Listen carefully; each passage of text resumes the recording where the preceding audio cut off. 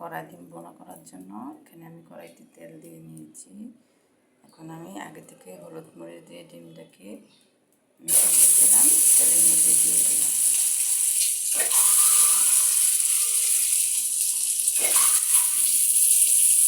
ডিমটাকে আমি হালকা করে ভাজবো, বেশি ভাজবো না।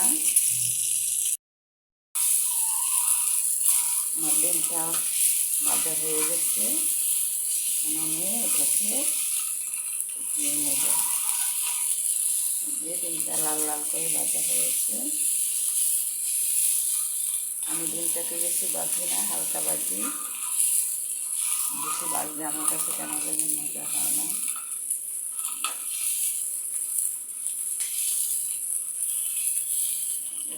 এখন আমি এটাকে উঠিয়ে নেব। ডিমটাকে ভুনা করার জন্য এখানে আমি দিয়ে দিয়েছি কড়াইতে তেল। এখন আমি দিয়ে দিব পেঁয়াজ কুচি।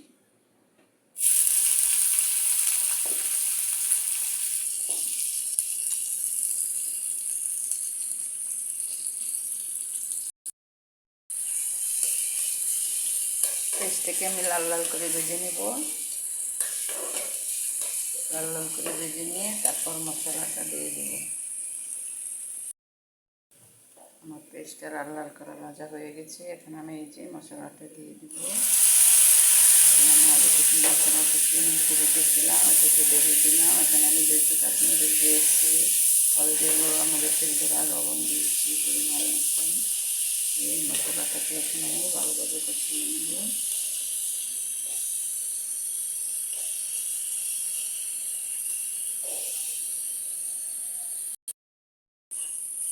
আমার মশলাটা কষানো হয়ে গেছে। এখন আমি এখানে পরিমাণ মতো পানি দিয়ে নেব। পানি দিয়ে দিলাম। এটাকে এখন ডেকে দেব, বড় কাজ আসবে। যে আমার এটা বড় হয়ে এসেছে, এখন আমি দিয়ে দেবো এখানে ডিমগুলোকে দিয়ে দেবো। আমি ডিমগুলোকে এইভাবে পাল্টা করে নিয়েছি। আসলে আমি এইভাবে পাল্টা করে ডিম বোনা করলে অনেক মজা হয় খেতে।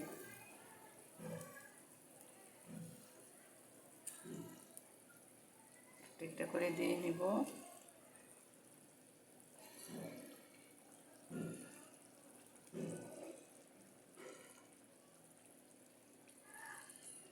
শেষ হয়ে গেছে। এখন আমি এটাকে প্লেট করে নেব, নাড়াচাড়া করে দেব।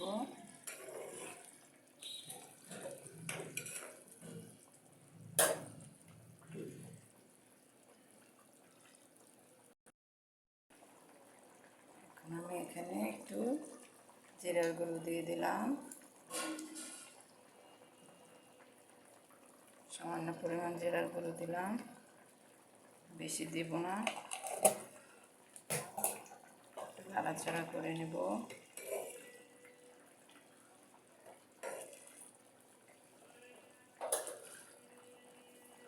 দিয়ে দেবো ধনিয়া পাতা, কুচি করে রেখেছিলাম, ধনিয়া পাতাটা দিয়ে দিলাম।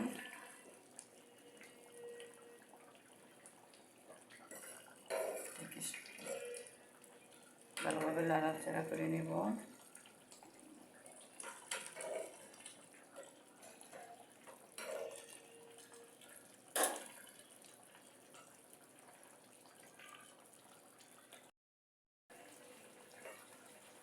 আবার একটু নাড়াচাড়া করে দিলাম।